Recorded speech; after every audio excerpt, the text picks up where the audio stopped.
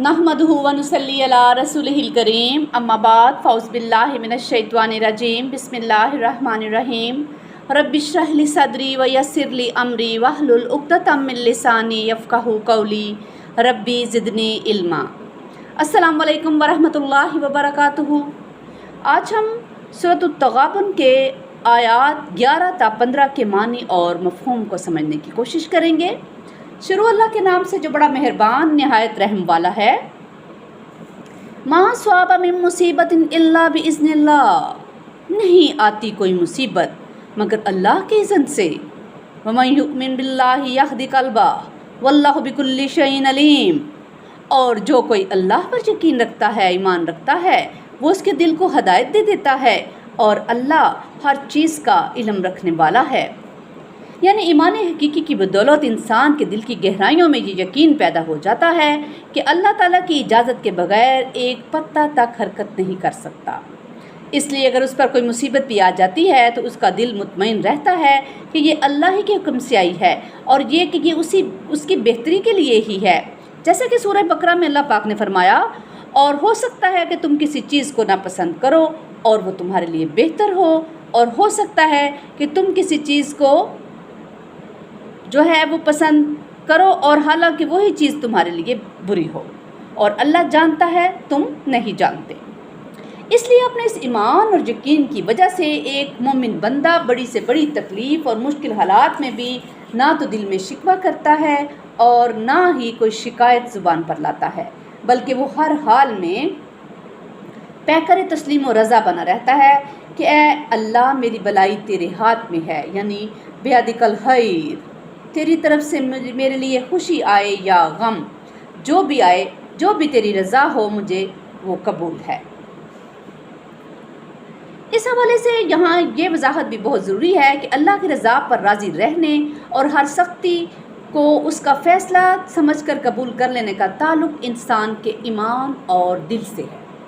उसका हरगिज़ ये मतलब नहीं कि हम किसी जुर्म के खिलाफ़ कानूनी चाराजोई ना करें या अपने साथ होने वाली किसी ज़्यादती का बदला न लें। बहरहाल ईमान के समरात में से पहला समर ये है कि हकीकी ईमान इंसान को मकाम तस्लीम और रज़ा से आशना करता है, लेकिन उसका ताल्लुक़ चूँकि इंसान के एहसासात से है, इसलिए यूँ भी कह सकते हैं कि ये वो फूल है जो एक बंदा मोमिन के दिल के अंदर खिलता है, बाहर से नज़र नहीं आता। वातिउल्लाह वातिउर रसूल, और अतात करो अल्लाह की और अतात करो रसूल सल्लल्लाहु अलैहि वसल्लम की। फ़इन तवल्लैतुम फ़इन्ना अला रसूलिनल बलागुल मुबीन, फिर अगर तुमने मुंह फेर लिया तो जान लो कि हमारे रसूल के ज़िम्मे तो सिर्फ साफ साफ पहुँचा देने की ज़िम्मेदारी है।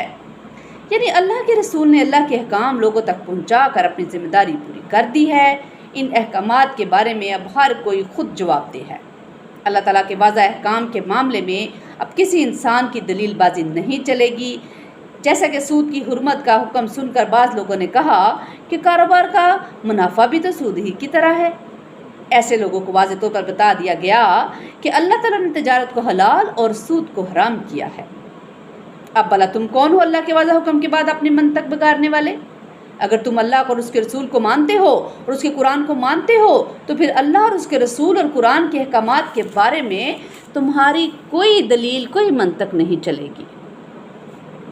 अल्लाहु ला इलाहा इल्लाहु व अलल्लाहि फलयतवक्कलिल मुमिनून, अल्लाह वो है कि उसके सिवा कोई इलाह नहीं, बस अहले ईमान को अल्लाह ही पर भरोसा करना चाहिए।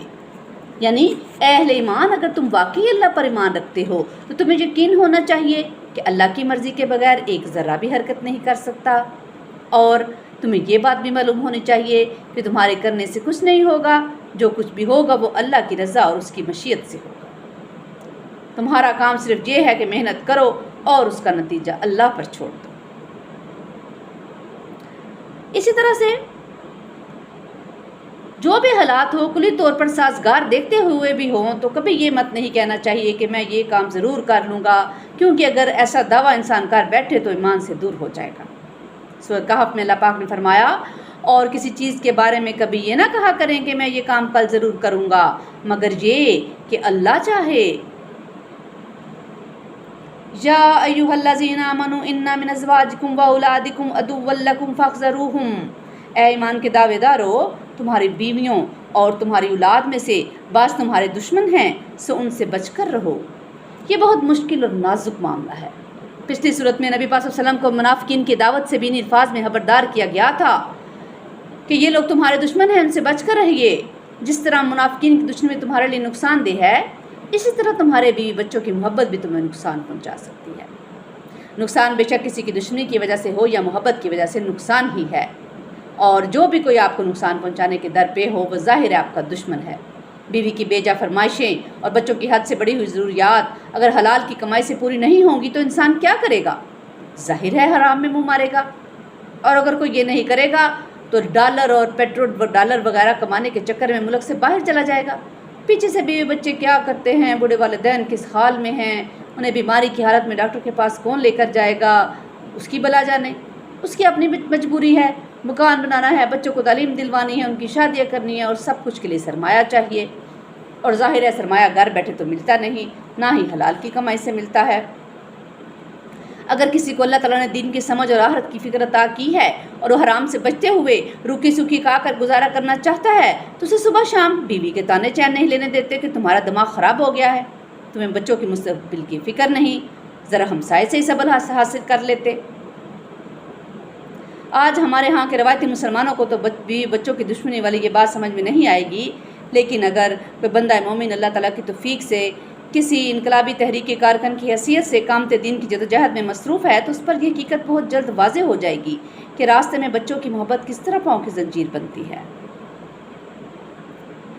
اسی لیے ایک طرف یہ متنبہ کر دیا گیا کہ تمہیں اپنے اہل و عیال کے معاملے میں سانپ کی طرح ہوشیار رہنے کی ضرورت ہے، ایسا نہ ہو کہ بیوی اور اولاد کی محبت تمہیں کسی غلط راستے پر ڈال دے۔ لیکن اگلے جملے میں عفو درگزر کا حکم بھی دے دیا ہے، وَإِن تَعْفُوا وَتَصْفَحُوا وَتَغْفِرُوا فَإِنَّ اللَّهَ غَفُورٌ رَحِيمٌ۔ اگر تم معاف کر دیا کرو اور چشم پوشی سے کام لو اور بخش دیا کرو تو اللہ بہت بخشنے والا نہایت مہربان ہے۔ انما اموالکم واولادکم فتنہ، تمہارے مال اور تمہاری اولاد تمہارے لیے امتحان ہیں۔ یعنی تمہیں یہ معلوم ہونا چاہیے کہ یہ مال و دولت، دنیا، یہ رشتے، یہ پیوندکاری تمہاری آزمائش کا ذریعہ ہیں۔ جیسے کہ اللہ پاک نے سورۃ عمران میں فرمایا، مزین کر دی گئی ہیں لوگوں کے لیے مرغوبات دنیا کی محبت، جیسے عورتیں اور بیٹے اور جمع کیے ہوئے خزانے، سونے کے اور چاندی کے، اور نشان زدہ گھوڑے اور مال مویشی اور کھیتی۔ اللہ تعالیٰ نے انسانوں کے دلوں میں یہ محبتیں پیدا ہی ان کو آزمانے کے لیے کی ہیں۔ اس کا اعلان تو یہ ہے کہ جس بندے کے دل میں مجھ تک پہنچنے کی تڑپ ہے اسے ان تمام رکاوٹوں اور آزمائشوں کو عبور کر کے آنا ہوگا۔ جیسے کسی شاعر نے کہا ہے کہ انہی پتھروں پر چل کر اگر آ سکو تو آؤ، میرے گھر کے راستے میں کوئی کہکشاں نہیں ہے۔ حضور پاک صلی اللہ علیہ وآلہ وسلم کا فرمان ہے، جہنم کو نفس کی مرغوب چیزوں سے ڈھانپ دیا گیا اور جنت کو ناپسندیدہ چیزوں سے ڈھانپ دیا گیا۔ ان ناپسندیدہ چیزوں میں مال اور اولاد کی محبتوں کی قربانی سر فہرست ہے۔ آج اگر کسی شخص کے بارے میں ہم یہ معلوم کرنا چاہیں کہ اس کے دل میں کتنا ایمان ہے تو یہ دیکھ لیجئے کہ وہ اپنی اولاد کو کیا بنانا چاہتا ہے۔ بظاہر ایک شخص اگر بہت بڑا عالم دین، صوفی ہے، لیکن اپنی اولاد کو ایمان اور آخرت کے راستے پر ڈالنے کی بجائے پیسہ بنانے والی مشین بنانے کی کوشش میں ہے تو جان لیجئے کہ اس کے باطن میں دین اور دینی اقتدار کی کوئی اہمیت نہیں۔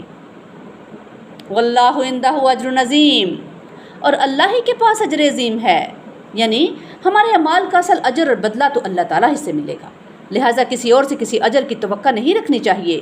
اور اولاد کے بارے میں بھی مت امید رکھنا کہ وہ تمہارے بڑھاپے کا سہارا بنے گی۔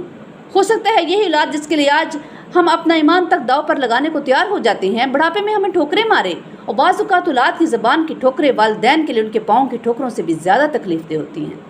اس تکلیف کی کیفیت اس باپ سے پوچھیں جس کا بیٹا اس کے سامنے سینہ تان کر کہتا ہے کہ ابا جان آپ ہمیشہ بے موقع بات کرتے ہیں، اس معاملے میں آپ خاموش رہیں، آپ کو کیا معلوم کہ زمانہ کہاں سے کہاں چلا گیا ہے۔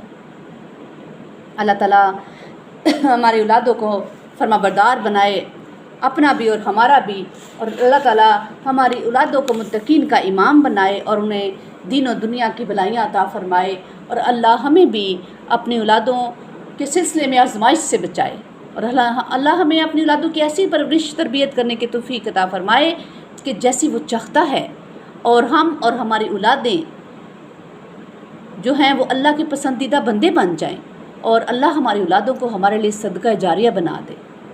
ربنا تقبل منا انک انت السمیع العلیم وتب علینا انک انت التواب الرحیم۔ سبحان ربک رب العزۃ عما یصفون وسلام علی المرسلین والحمد للہ رب العالمین۔